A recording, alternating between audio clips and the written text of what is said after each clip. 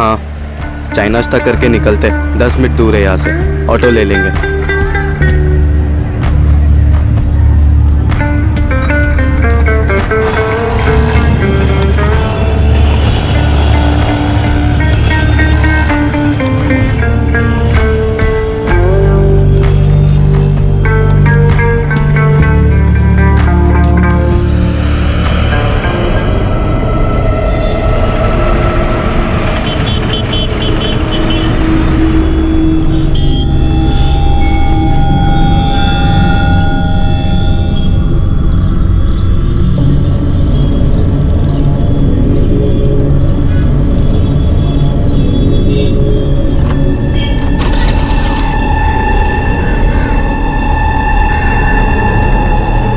Licence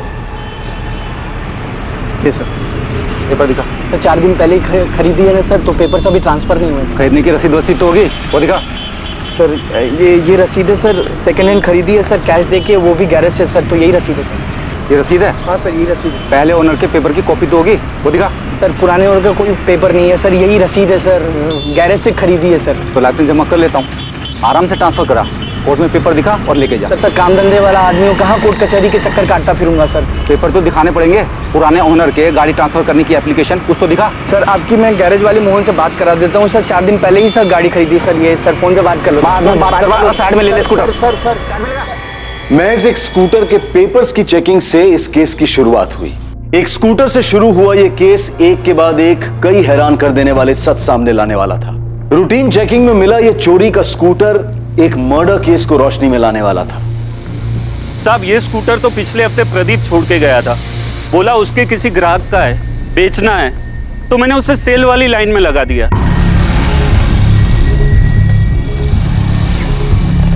Mohan भाई, हाँ ये स्कूटर निकालना है मुझे, कोई कस्टमर हो तो बताओ ना।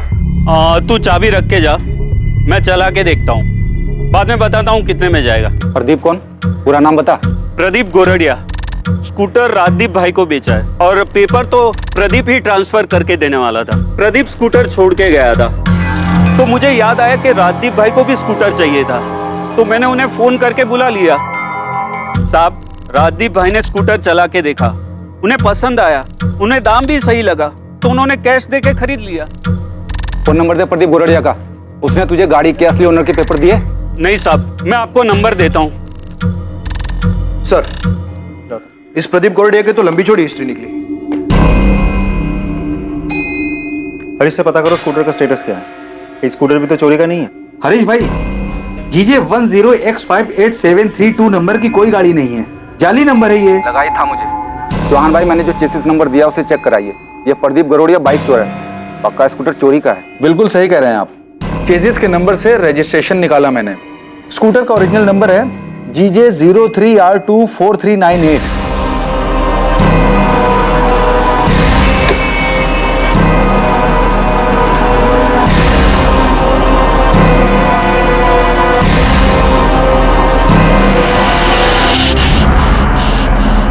आप जो नंबर बता रहे हैं GJ 03R24398, ये स्कूटर किसके नाम पर रजिस्टर है? सोनल पटेल। और हाँ, इसमें ऑनर का एड्रेस भी लिखा हुआ है, वृंदावन कॉलोनी का एड्रेस है।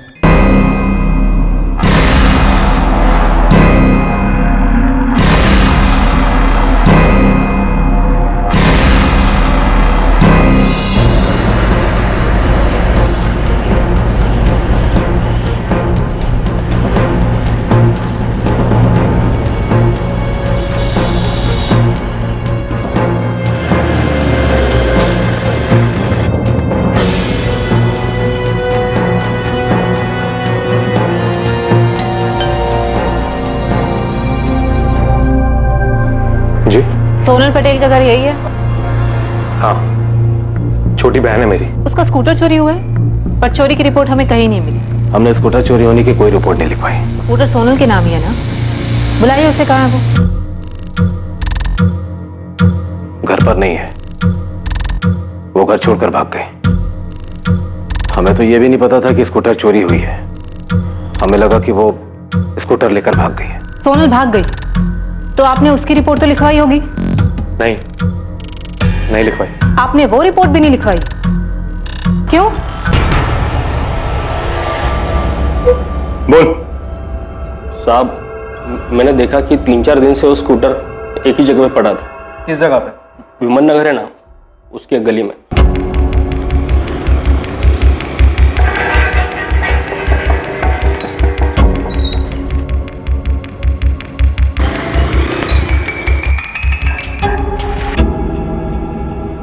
साहब 3 दिन बराबर से जाके चेक किया मैंने, स्कूटर वहीं पे खड़ा था। फिर मैं समझ गया कि ये सोसाइटी में किसी का नहीं है। फिर उठा लिया साहब और नंबर प्लेट चेंज करके बेच दिया मैंने। वो स्कूटर सोनल पटेल का है, 20 साल की लड़की है जो घर से भागी है। कहाँ है वो? साहब मैं बाइक चोर हूं, मानता हूं कि मैंने स्कूटर बेचा है, लेकिन मैं किसी सोनल पटेल को नहीं जानता हूं साहब। देवांग जी, आपने सोनल की रिपोर्ट लिखवाई ही नहीं? नहीं। सोनल घर से कब भागी? 17 अक्टूबर को वो कॉलेज के लिए निकली थी, उसके बाद वो वापस ही नहीं आई। 17 अक्टूबर को गई है और अब तक घर नहीं लौटी, और आप लोगों को उसकी कोई फिक्र नहीं है? 18 की शाम को उसका फोन आया था, कहने लगी कि वापस नहीं आएगी। सोनल बेटा, कहाँ है तू? तुझे पता कितना परेशान है हम यहाँ कि तू। हेलो बेटा, तू कहाँ है? तू ठीक तो है ना? तू बता, मैं आता हूँ तुझे लेने के लिए। पापा, मैं दिल्ली में हूँ और बहुत खुश हूँ। अब मैं वापस घर नहीं आऊंगी। क्या बेटा, तू ऐसा कैसे कर सकती है? इतनी सेल्फिश कैसे हो सकती है? मैं सेल्फिश नहीं हूँ, मैं बस अपनी जिंदगी अपनी पसंद से और अपनी खुशी से जीना चाहती हूँ। पापा देख बेटा, तू अभी सिर्फ 20 साल की है। तुझे समझ में नहीं आ रहा कि तू क्या कर रही है। बेटा, ये घर छोड़कर जाना जो है बेवकूफी है। तू वापस आ जा। मैं भी आपसे यही कह रही हूँ, मैं 20 साल की हो चुकी हूँ, अपना अच्छा बुरा समझ सकती हूँ पापा। और अब मैं तभी वापस आऊंगी जब मुझे ये यकीन हो जाएगा कि आप लोग मुझे मेरे फैसले के साथ एक्सेप्ट करोगे। तब तक के लिए प्लीज मुझे ढूंढने की कोशिश मत करना। मैं जहां भी हूँ बहुत खुश हूँ। प्लीज पापा। बेटा सोनल, हेलो हेलो।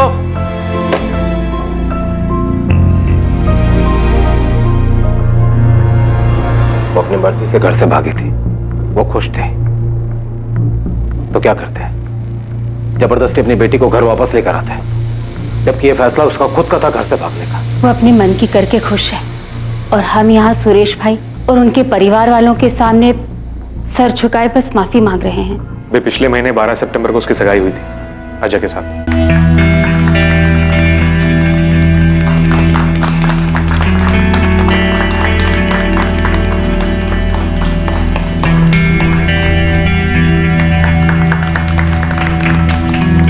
हमें कभी नहीं लगा था कि सोनल इस तरह घर छोड़ के भाग जाएगी। हमें तो ये भी नहीं पता था कि वो स्कूटर लेके गई है या स्कूटर छोड़ के गई। स्कूटर तो हमें मिल गया, पर सोनल नहीं। सोनल के घर से भाग जाने की कोई खास वजह? देखिए, सोनल की एंगेजमेंट हो चुकी थी, तो जाहिर सी बात है कि वो इस रिश्ते से खुश नहीं थी। सोनल का कोई बॉयफ्रेंड? जयेश परमार नाम का कोई लड़का है। पता नहीं आजकल के बच्चों को हो क्या गया है, वो इतने स्वार्थी हो गए कि उन्हें अपनी मनमानी, अपनी मनमर्जी के अलावा कुछ दिखाई नहीं देता। स्कूटर कहां से मिला आपको? पेपर चेकिंग में पकड़ा गया। बाइक चोर ने नंबर प्लेट बदल के उसे बेच दिया था। वैसे अगर स्कूटर की कंप्लेन लिखानी है तो मैं लिखा देता हूँ। सर, ऐसा लगा जैसे सोनल की फैमिली सोनल के बारे में बात ही नहीं करना चाहती। सोनल के भाई योगेश ने सोनल की बात काटी और स्कूटर की बात शुरू कर दी। लड़की बालिग है, 20 साल की। Yes sir. और लड़का? लड़के का सिर्फ नाम बताया उन्होंने, जयेश परमार। उसके अलावा वो कुछ नहीं जानते। जाहिर है लड़का भी बालिग ही होगा, दोनों की लव स्टोरी भी होगी और अफेयर चल रहा होगा। Yes sir. सर, जिस तरह सोनल स्कूटर छोड़ के गई है, घर वालों ने कोई कंप्लेंट तक नहीं लिखवाई। पारुल, तुम्हें इसमें कुछ अटपटा लग रहा है? यस सर, मुझे सोनल की फैमिली का बिहेवियर बहुत अजीब लगा। सर, हमें पता तो लगाना चाहिए। ठीक है, पता लगाओ लड़का कौन है। देखिए, मैंने आपको पहले भी बताया था कि हमें सिर्फ उसका नाम पता है, जयेश परमार। ना उसे कभी देखा है, ना कभी उससे मिले हैं। देवांग जी, आपको कुछ तो पता होगा नाम के अलावा कि जयेश कहाँ रहता है, सोनल उससे कहाँ मिली, कब मिली? नहीं, हमें तो उस लड़के के बारे में तब पता चला जब एंगेजमेंट के बाद सोनल ने अपनी भाभी प्रिया को उस लड़के के बारे में बताया।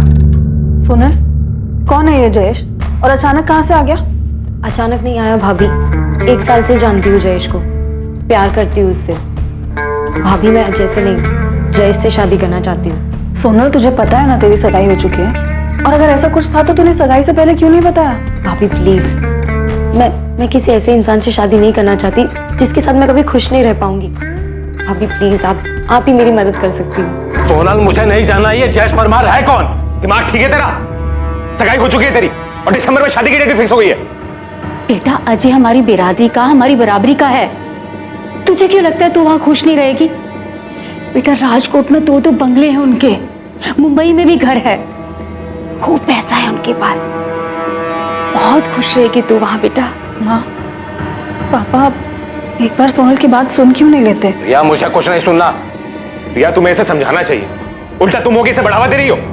भैया, पापा, अभी सगाई हुई है, शादी तो नहीं हुई है ना। आप प्लीज एक बार जयेश से मिल तो लो। मुझे किसी से नहीं मिलना। मैंने बहुत सोच समझकर अजय के साथ तुम्हारा रिश्ता तय किया है।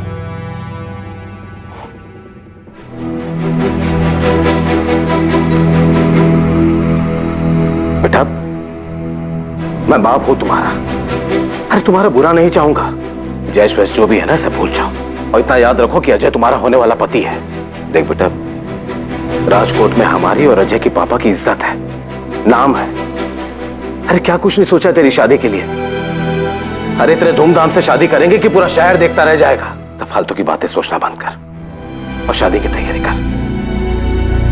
संभालो इसे। हमें लगा वो समझ गई, उसे इस शादी से कोई प्रॉब्लम नहीं है। हमें तो इस बात का भी अंदाजा नहीं था कि वो उस लड़के के साथ भाग जाएगी। देवांग जी, आपको कैसे पता कि सोनल जयेश के साथ ही भागी? इसमें पता होने वाली क्या बात है? यही कि क्या वो वाकई में ही भागी है? देखिए मैडम, आप हमारे जले पर नमक छिड़क रही। मेरी बेटी, जिसकी खुशी के लिए मैंने क्या कुछ नहीं किया, उसे एक मिनट भी अपनी फैमिली के बारे में नहीं सोचा और उस लड़के के साथ भाग गई। वो जहां भी रहे खुश रहे, मुझे कोई दिक्कत नहीं। पर मैडम, मेरी आपसे रिक्वेस्ट है, ये मेरा फैमिली मैटर है, प्लीज आप इसमें दखल ना दें।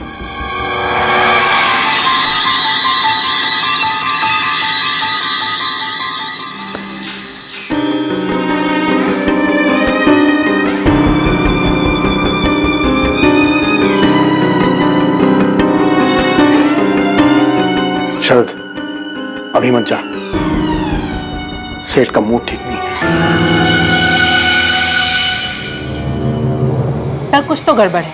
सोनल के पापा का बिहेवियर मुझे बहुत अजीब लगा। पारुल, मैं खबरियों को देवांग पटेल के पीछे लगाता हूँ। तुम सोनल की भाभी प्रिया से बात करो, पता करो कि उन्हें कैसे पता कि सोनल जयेश के साथ भागी, और यह भी पता करो कि सोनल कौन से कॉलेज में पढ़ती है। ठीक है सर।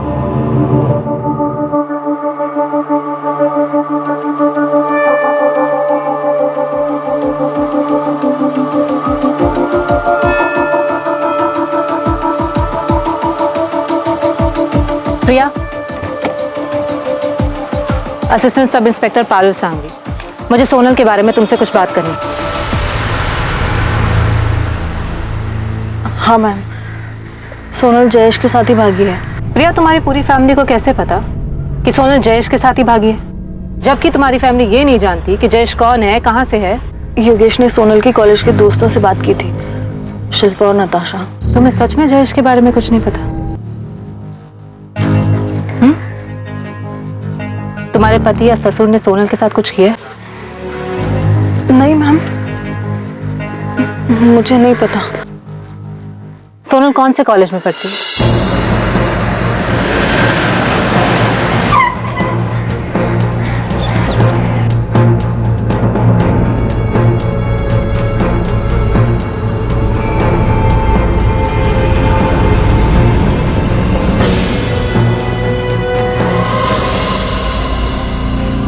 हाँ मैम, सोनल के भैया ने मुझे कॉल किया था और जिस दिन से सोनल ने कॉलेज आना बंद कर दिया है उसी दिन से जयेश परमार भी कॉलेज नहीं आया था, और मैंने ये बात योगेश भैया को बताई भी थी। तो इसका मतलब उन दोनों ने भागने की प्लानिंग पहले से ही कर रखी थी? वो तो पता नहीं मैम, लेकिन सोनल ने तो हमें ऐसा कुछ बताया नहीं था। ये जयेश कहाँ पे रहता है? मैम, ऐसे तो वो हॉस्टल में रहता है, लेकिन ओरिजिनली वो मोरबी से है। ये क्या बदतमीजी है? कौन हो तुम? शमशेर, पुलिस का आदमी, तुमसे बात करनी है। भाई, मैं देवांग सेठ के ऑफिस में सिर्फ असिस्टेंट अकाउंटेंट हूँ। उनके घर में क्या चल रहा है क्या नहीं, मुझे कुछ नहीं पता। घर के लोग तो ऑफिस में आते ही होंगे और आते जाते तुमने देखा ही होगा। देखो महेश भाई, अगर तुम्हें पता है और पुलिस को बाद में पता चला कि तुमने बताया नहीं, ये तुम पे ही भारी पड़ने वाला है। अरे पर मैं सोनल के बारे में कुछ नहीं जानता। हाँ इतना बता सकता हूँ कि जिस दिन वो गायब हुई थी उस दिन ऑफिस में बहुत बड़ा हंगामा हुआ था। कैसा हंगामा? पैसों को लेकर। मतलब? उस दिन सेठ जी के कैबिन से 10 लाख रुपए गायब हुए थे। दिखा भाई, वो 10 लाख किधर है? आपके केबिन में, ड्रॉअर में, किधर रखे दिखाओ।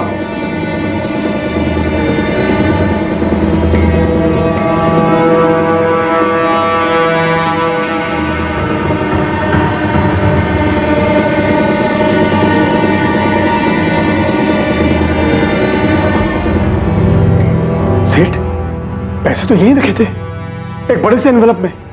मैंने खुद अपने हाथों से रखे थे। रखे थे तो दो ना। पैसे तो यहीं थे लेकिन अभी वो है ही नहीं। तो गए कहां पैसे? पैसों के पैर लग गए, ये 10 लाख हवा हो गए। मैंने पैसे खुद यहां रखे थे, मैं सच कह रहा हूं। सेठ आपके ड्रॉअर में मेरा कोई काम ही नहीं है, मैं क्यों खोलूंगा उसे?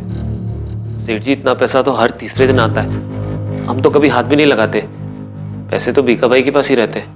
हाँ सेठ, पैसे मेरे पास ही थे और मैंने उसे ड्रॉअर में रखे थे। 10 बार सुन चुका हूं मैं ये, यही रखे थे, यही रखे थे। अगर थे तो गए कहां? सेठ वो क्या? 1:30 बजे सोनल बिटिया यहाँ आई थी, आपके केबिन में गई थी। सोनल? हाँ बीका भाई सही कह रहे हैं, मैंने 2:30 बजे सोनल को आपके कैबिन से निकलते देखा था।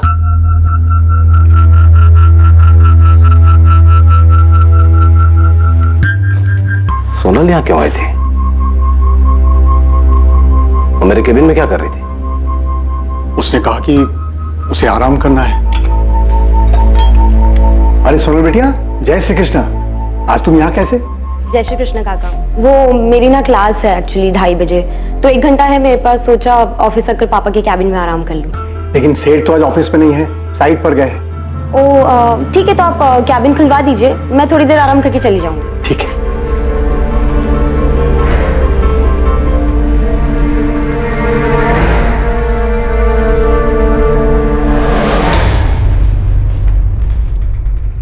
उसके लिए मैंने केबिन खोल दिया और फिर अपने काम में लग गया। वो कब चली गई मुझे पता ही नहीं।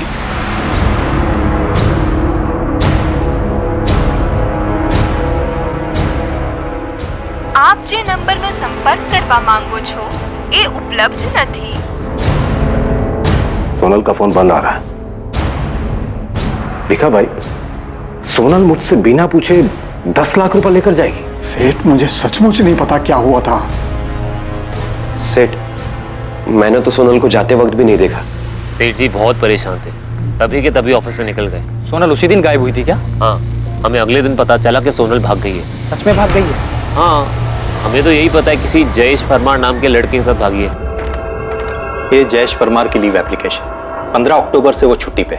लेकिन इस एप्लीकेशन में लिखा है कि जयेश ने अपने कजन की शादी के लिए छुट्टी ली थी। हमें भी यही बताया था उसने। Jayesh Parmar 3rd year commerce और Sonal Patel 2nd year commerce की स्टूडेंट है। अभी जब आपने बताया तो हमें पता चला कि वो दोनों भाग गए हैं। सोनल पटेल के क्लासमेट नताशा और शिल्पा ने भी हमें कुछ नहीं बताया।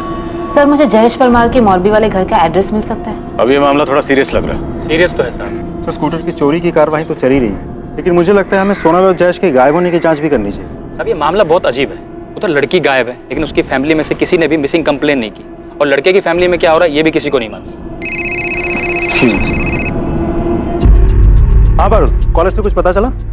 सर जयेश ने 15 अक्टूबर से 15 दिन की छुट्टी की एप्लीकेशन दी थी अपने किसी कजन की शादी में जाने के लिए, लेकिन सर उसका ऐसा कोई कजन है ही नहीं, और जयेश के माँ बाप को तो ये आइडिया भी नहीं है कि उनका बेटा जयेश हॉस्टल में नहीं है। मतलब कॉलेज वालों को ये लगता है कि वो छुट्टी पे घर गया है और घर वालों को लगता है कि वो हॉस्टल में है। जी सर।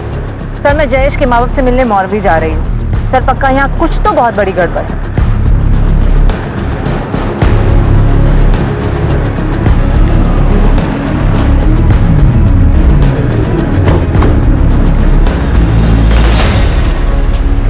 हमें तो पता ही नहीं कि जयेश ने कॉलेज से छुट्टी ली है। और कौन सा कजिन?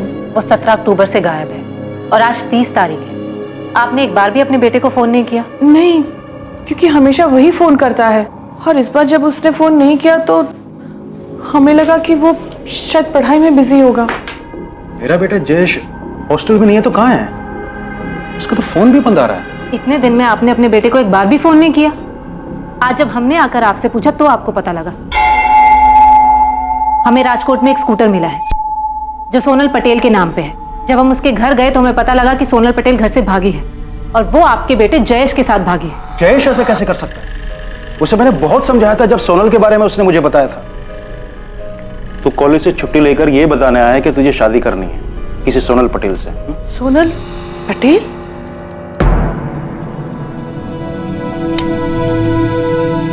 मुझे पता है ना तू क्या है। माँ, मैं सोनल से प्यार करता हूँ और सोनल भी मुझसे उतना ही प्यार करती है।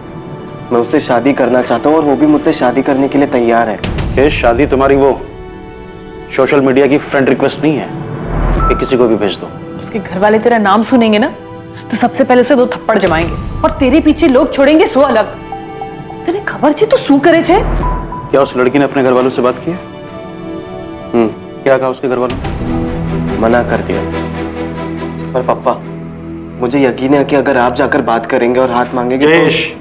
बेटा तुम फालतू के चक्करों में मत पड़। तुझे अपनी पढ़ाई पूरी करनी है, सीए बनना है तुझे। लेकिन पापा, मेरे पास इतना टाइम नहीं है। तब तक सोनल की शादी भी हो जाएगी और मुझे सिर्फ और सिर्फ सोनल से ही शादी करनी है और किसी से भी नहीं। उसके घर वालों ने उसकी सगाई करा दी है। सगाई हो चुकी है उसकी और तू बोल रहा है कि तुझे उससे शादी करनी है? ये क्या बचपना है जयेश? अपनी जगह देख। वो बड़े घर वाले पैसे वाले लोग होंगे। जयेश, हम लोग उनकी बराबरी नहीं कर सकते हैं। तो चुपचाप अपनी पढ़ाई पे ध्यान दे और अपना भविष्य बना। जयेश क्या सचमुच में उस लड़की के साथ? हमें ऐसा सोनल के परिवार वालों ने बताया। किसी वो मना करने के बाद भी उस लड़की के साथ भाग सकता है? मैडम, हम तो सिर्फ इतना जानते हैं कि वो लड़की बहुत बड़े घर से है। उस लड़की ने अपने घर वालों से जयेश को लेकर बात की लेकिन उन्होंने साफ मना कर दिया था। मूर्ख है वो।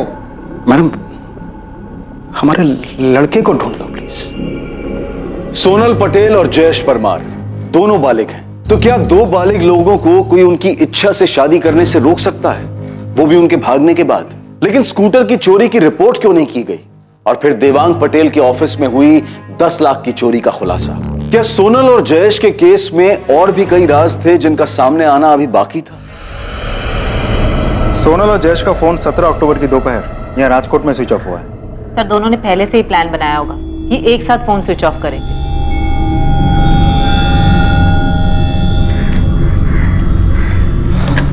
सोनल, हमें फोन भी फेंकना होगा। मैंने देखा पुलिस फोन के IMEI नंबर से लोकेशन ट्रेस कर लेती है। ठीक है, तो फिर हम फोन यहाँ नहीं कहीं और फेंकते हैं। Parul, yes sir. You are right. Sonal और जयेश दोनों का फोन एक साथ एक ही लोकेशन पे स्विच ऑफ हुआ है। और सर, दोनों भागकर दिल्ली तो बिल्कुल नहीं गए। मैं दिल्ली में हूँ और बहुत खुश हूँ। सर, देवांग पटेल के फोन रिकॉर्ड में 18 अक्टूबर की शाम को जो कॉल आया था वो कॉल सोनल ने दिल्ली से नहीं बल्कि सूरत के एक PCO से किया था।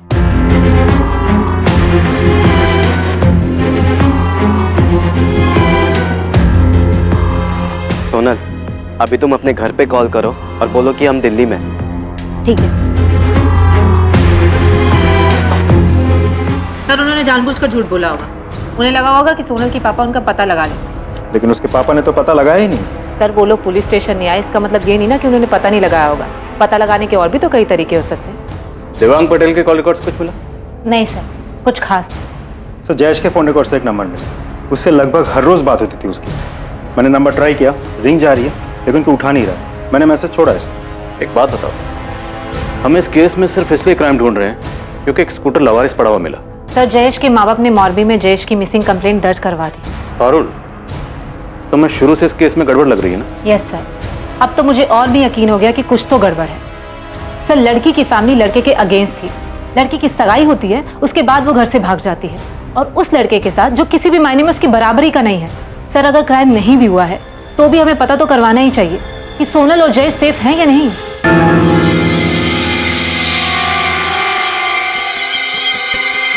लड़के के माँ बाप ने मोरबी में पुलिस कंप्लेंट की है। जब पुलिस उनके पास गई तो उन्होंने बताया कि उन्हें पता ही नहीं है कि उनका बेटा सोनल के साथ भाग गया है। योगेश, रिया को जरूर कुछ पता है। एक बार बात करो उससे। तो कल रात पूछा था उससे मैंने, उसे भी कुछ नहीं पता। तुम्हें लगा उसने सच बोला? उसने तुम्हें बताया कि पुलिस ने उससे पूछताछ की थी?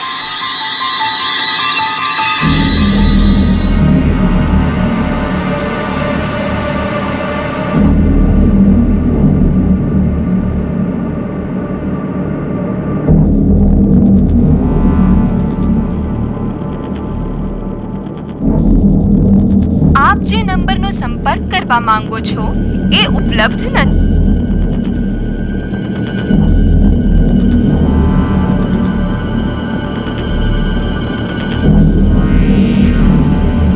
आप बिल्कुल सही कह रहे हैं। ये अंगूठी हमारी आनंद एंड विठलभाई ज्वेलरी स्टोर से ही खरीदी गई। काशीराम जी, आप मुझे बता सकते हैं कि अंगूठी आपकी किस ब्रांच से किसने और कब खरीदी?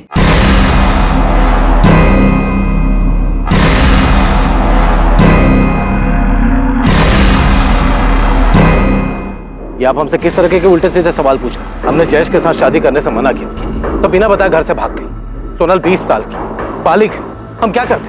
ये लाइन बोलकर लोग अक्सर पुलिस पे इल्जाम लगाते हैं कि पुलिस कह रही है कि लड़की बालिग है इसलिए हमने कार्रवाई नहीं की, लेकिन यहाँ तो मामला उल्टा।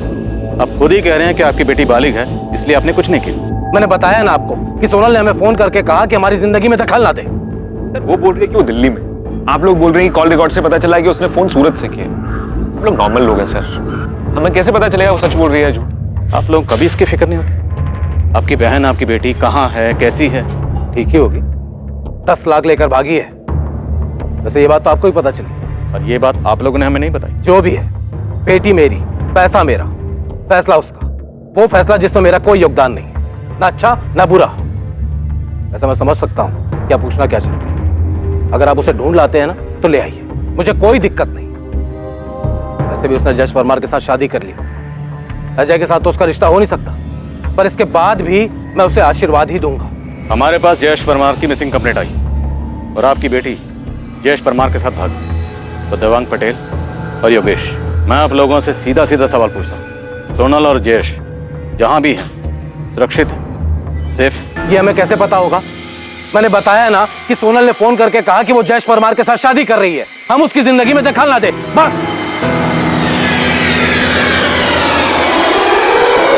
जिस दिन सोनल घर से भागी थी उसी दिन उसकी मिसिंग कंप्लेंट लिखवा देनी चाहिए थी। शरद, तुझे अगर कुछ भी पता है तो बता दे। क्या बता दूं मैं? और आप ऐसा क्यों पूछ रहे भिका भाई? क्योंकि तेरा चेहरा कुछ और ही बता रहा है। एक बात याद रखो, सेठ ने हमारे लिए बहुत कुछ किया है। तो आप कहना क्या चाहते हैं? यही कि मैं देख रहा हूं कुछ दिनों से तू बड़ा परेशान सा है। 10 लाख की चोरी की बात पुलिस को किसने बताई? जिसने भी बताया हो, मैंने नहीं बताया। मैंने भी नहीं बताया भिका भाई। तुम दोनों ने नहीं बताया, और मैं तब तक नहीं बताऊंगा जब तक सेठ नहीं कहते। तो फिर ये बात उन्हें पता कैसे चली? किसने बताया?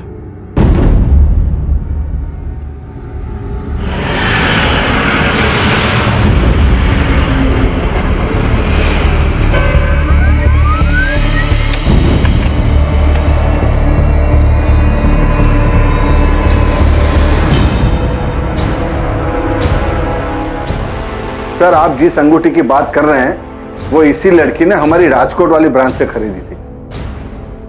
देखिए, आपकी राजकोट वाली ब्रांच के पास इसकी डिटेल्स तो होंगी। कौन है ये, कहाँ रहती है, कुछ बता सकते हैं आप? नहीं सर, बिल तो नहीं। वो लड़की ने कैश पेमेंट की थी।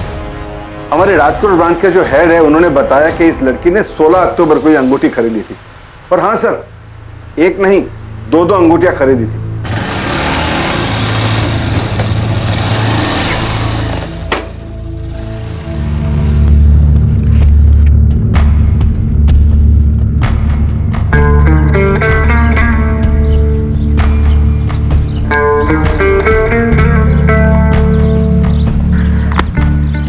ये देखो, ये रिंग मैं तुम्हें पहनाऊंगी और ये वाली तुम मुझे, फिर हमारी सगाई हो जाएगी। सोनल, इसकी जरूरत नहीं थी। मेरा मतलब है अभी हमें सेटल होना है, तो हमें पैसों की जरूरत है, और वो भी बहुत सारे पैसों की। तुम पैसों की टेंशन मत लो, पैसों का इंतजाम हो गया है। कल सुबह हमारे पास ढेर सारे पैसे होंगे। कैसे? मतलब कहाँ से आएंगे? छत पर फाड़ के। भगवान भी चाहता है कि हम साथ में रहें, इसीलिए उन्होंने आज सुबह ही इशारा दे दिया है कि पैसे कहाँ से आएंगे।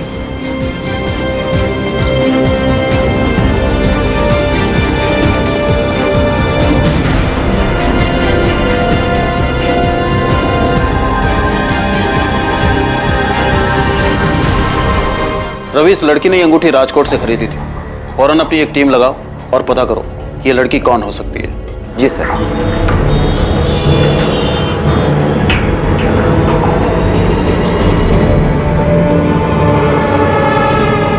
हेलो दोस्त, मैं तुझे कब से फोन कर रहा हूँ, मैसेज भी छोड़ा था, तूने कॉल बैक भी नहीं किया मुझे। पहले ये बता तू कौन है? राजकोट से सब इंस्पेक्टर रुपेश भगत बोल रहा हूँ। हाँ जी बताइए, क्यों फोन कर रहे थे? जयेश परमार को जानता है ना तू? तेरी तो फोन पे अच्छी खासी बातचीत हुई थी उससे।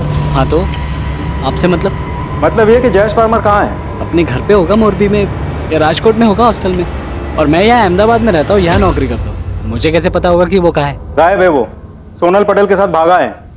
तू जानता है ना सोनल पटेल को? क्या भाग गया?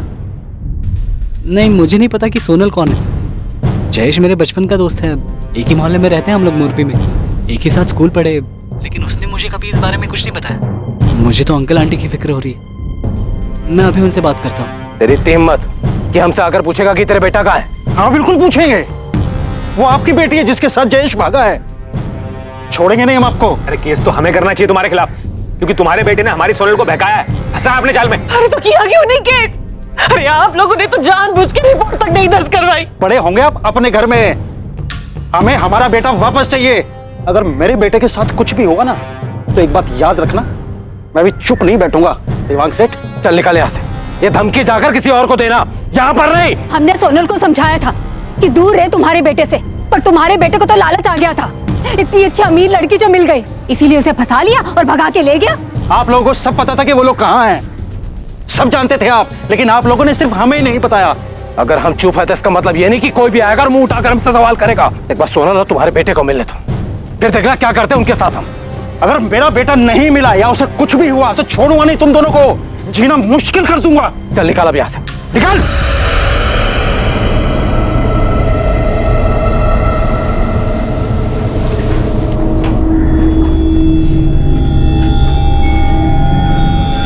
अब गांधीनगर क्राइम ब्रांच भी सोनल पटेल को ढूंढ रही है। ये फोटो भेजा उन्होंने। क्यों? वो क्यों ढूंढ रहे? मैडम 2 दिन पहले 3 नवंबर को गांधीनगर के पास जो मैसाना रोड पे जंगल है, वहां 2 डेड बॉडी मिली।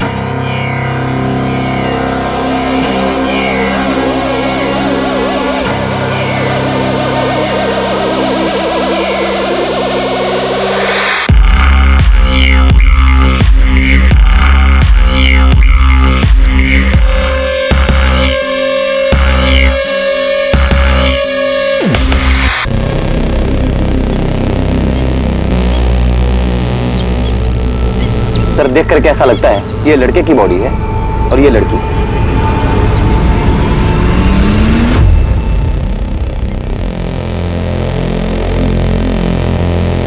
बोला तुम्हारे पास दोनों बॉडीज हैं? हाँ रघुवंशी, दोनों बॉडीज हैं। हम तो कल इनका अंतिम संस्कार करने वाले थे, वो तो लड़की की पहचान हो गई इसलिए रुक गए। लड़की का तो पता चल गया है कि वो सोनल पटेल है, मगर लड़के का अभी कुछ अता पता नहीं है। लड़का जयेश परमार होगा। 17 अक्टूबर को दोनों राजकोट से अपने अपने घर से भागे थे। हम पता करने की कोशिश कर रहे थे कि ये दोनों सेफ हैं या नहीं। ट्रैफिक पुलिस ने चोरी का एक स्कूटर पकड़ा था, उसी से केस सामने आया। रघुवंशी, हमें दोनों बॉडीज की पहचान करनी चाहिए, लेकिन दोनों बॉडी बुरी तरह जल चुकी है, इसलिए डीएनए टेस्ट से कंफर्म करना होगा। फिर भी मुझे लगता है कि दोनों की फैमिलीज को बुला के बॉडीज आइडेंटिफाई करवानी चाहिए।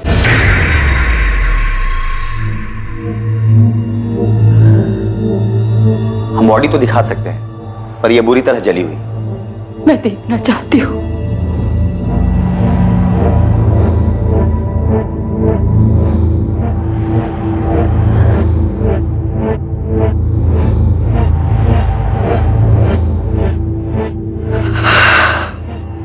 इसकी उंगली से हमें अंगूठी मिली थी, यह भी बुरी तरह जल चुकी थी, और फिर भी इसके जरिए हम ज्वेलर और ज्वेलर से आपकी बेटी सोनल पटेल तक पहुंच पाए। क्या किसी को भी नहीं पता था कि सोनल और जयेश कहाँ पर है?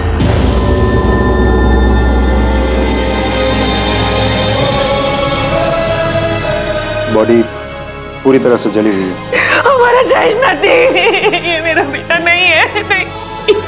इसे देखकर आप कैसे कह सकते हैं कि ये मेरा बेटा जयेश है? देखिए, पक्के तौर पे तो नहीं बता सकते, लेकिन इनकी बॉडी हमें सोनल पटेल की बॉडी के साथ मिली, इसीलिए हमें ऐसा लगता है कि शायद ये जयेश है। नहीं, ये जयेश नहीं है, ये नहीं है मेरा बेटा नहीं। अगर ये जयेश है भी, तो भी इसका ये हल किसने किया? किसने मारा इसे? देवांग पटेल और उसके परिवार ने? उन्होंने किया ये? उदय जी, हमारे पास भी बहुत सारे सवाल हैं, बहुत लोगों से पूछने के लिए, क्योंकि अब तक तो हमारे पास सिर्फ एक चोरी का स्कूटर था।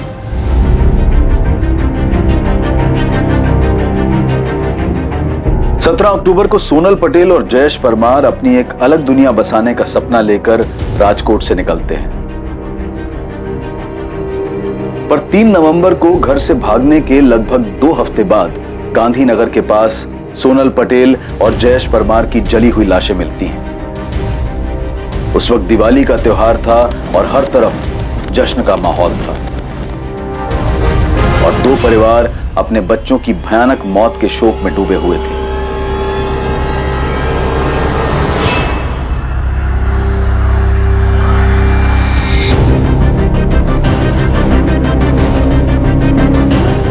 डीएनए टेस्ट से साबित हुआ कि जिस लड़की की जली हुई लाश मिली थी वो सोनल पटेल ही थी और वो लड़का जयेश परमार था।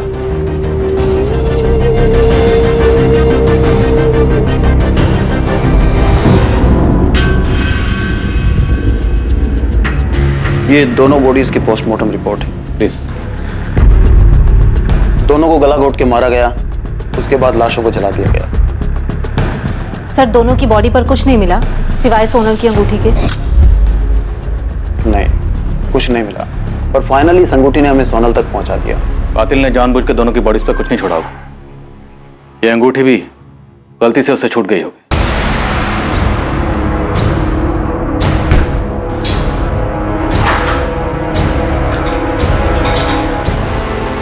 सर, ये तो पक्का है कि सोनल और जयेश सूरत में थे, लेकिन फिर भी इन दोनों की डेड बॉडी हमें गांधीनगर में कैसे मिली? मतलब कोई तो है जो जानता था कि ये दोनों कहाँ थे। सोनल ने अपने पिता के केबिन से 10 लाख रुपए चुराए थे। 10 लाख, अच्छी खासी रकम थी उनके पास। वो दोनों कहाँ जाने वाले थे? गांधीनगर तो नहीं थे, क्योंकि इन दोनों की तलाश में गांधीनगर का चप्पा चप्पा छान मारा था। और अहमदाबाद, वहां पता किया था आप लोगों ने? नहीं, क्योंकि अंगूठी के जरिए हमें पता चल चुका था कि लड़की राजकोट से है। सर, क्या ये उनकी प्लानिंग का हिस्सा होगा कि सूरत से कॉल करेंगे और उसके बाद किसी और शहर चले जाएंगे, शायद अहमदाबाद? सोनल के बाप और भाई के अलावा कोई नहीं हो सकता। उन्होंने ही मारा है मेरे बेटे को। काका, जयेश ने आपको कुछ बताया था कि वो और सोनल कहाँ जा रहे हैं, कहाँ छुपे हैं? बेटा, अगर हमें पता होता कि वो भागने की सोच रहा है तो क्या मुझे रोकते नहीं? पता नहीं जयेश ने ऐसा क्यों किया। मैंने उसे समझाया था कि वो बड़े लोग हैं, बड़े घर वाले हैं, और जब वो मना कर चुके थे तो पता नहीं फिर भी उसने ऐसा क्यों किया।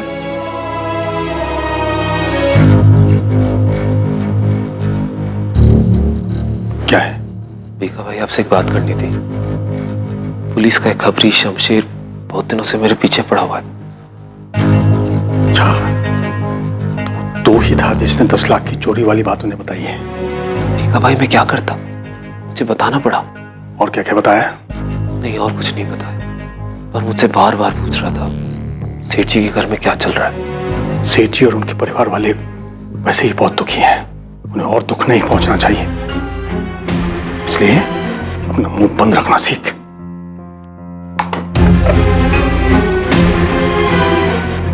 पापा, पापा, शरद का फोन स्विच ऑफ आ रहा है।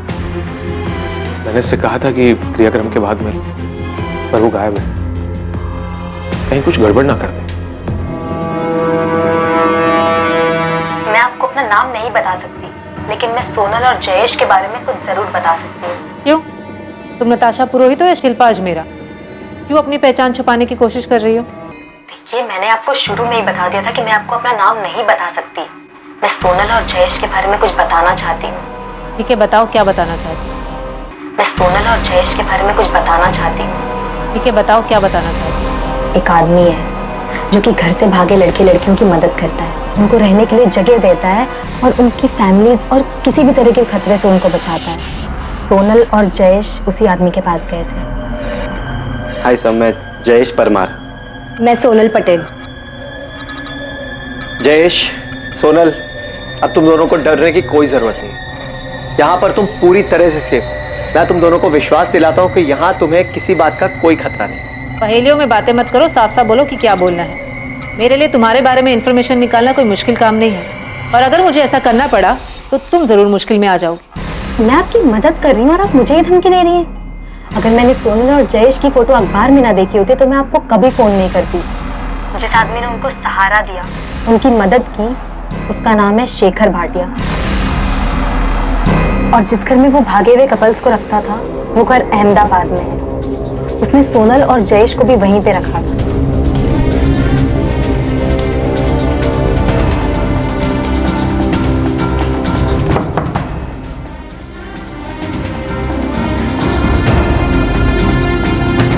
सोनल, जयेश, आओ आओ। ये तुम लोगों का बेड है और ये कबर्ड। जब तक तुम्हारा दिल चाहे तब तक यहां रह सकते। और हाँ, चिंता करने की कोई जरूरत नहीं। इस जगह पे तुम दोनों बिल्कुल सेफ।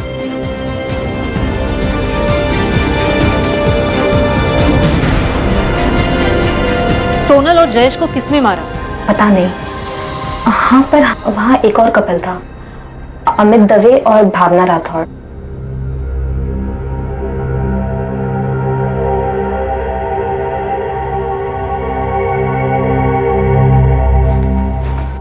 भावना, मैं नीचे होकर आता हूं। ठीक है।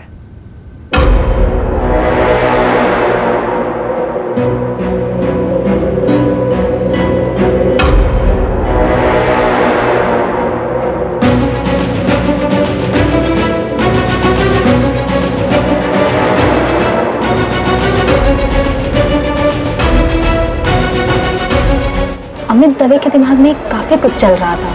मुझे ऐसा लगता है ना कि वो सोनल और जयेश को मारने की प्लानिंग कर रहा था। तो मुझे अमित दवे और भावना राठौर की कुछ और डिटेल्स दे सकती हो? अगर होती तो जरूर देती, लेकिन मैं उनको ज्यादा नहीं जानती थी। मैं उनसे शेखर भाटिया के घर में मिली थी, जैसे सोनल और जयेश से मिली थी। तो मुझे लगा आपको ये बात बता देनी चाहिए, इसलिए मैंने आपको फोन किया।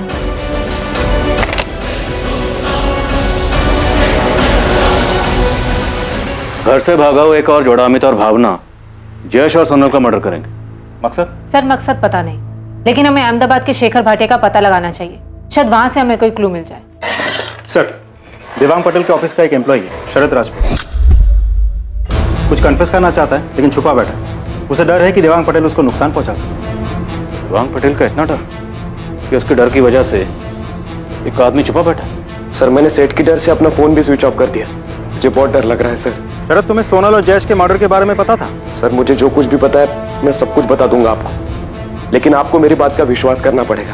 अरे पहले तुम सामने तो आओ, या फिर हमें बता दो तुम कहाँ छुपे बैठे हो। तुम्हें लेने हम वहां आ जाएंगे। शरद, विश्वास के लिए तुम्हारे सच बोलने की जरूरत है। अगर तुम सच बोलोगे तो हम जरूर विश्वास करेंगे। सर, उसके बाद शरद ने फोन स्विच ऑफ कर दिया, लेकिन उसने कहा कि कल पुलिस स्टेशन आएगा। शरद का नंबर ट्रैक करो, पता लगा उसने ये फोन कहां से किया। बच के नहीं निकलना चाहिए और हमसे पहले वो किसी और के हाथ नहीं लगना चाहिए। सर, फारूक, अहमदाबाद में अपने आदमियों को काम पे लगाओ। पता लगाओ ये शेखर भाटिया कौन है जो घर से भागे हुए प्रेमी जोड़ियों को प्रोटेक्शन देता था। जयेश और सोनल उस तक कैसे पहुंचे और कातिल जयेश और सोनल तक कैसे पहुंचे।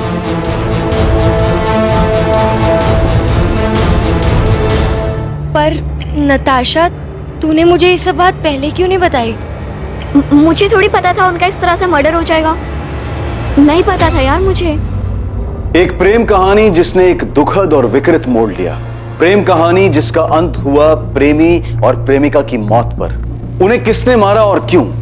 पुलिस के लिए सच और मुजरिम दोनों की खोज बहुत मुश्किल साबित होने वाली थी, क्योंकि इस प्रेम कहानी के साथ कई और कहानियां और पात्र जुड़े हुए थे। पुलिस ने यह गुत्थी कैसे सुलझाई, मुजरिम तक कैसे पहुंची, ये सब हम देखेंगे कल रात 11 बजे इस केस के दूसरे और आखिरी भाग में। जय हिंद।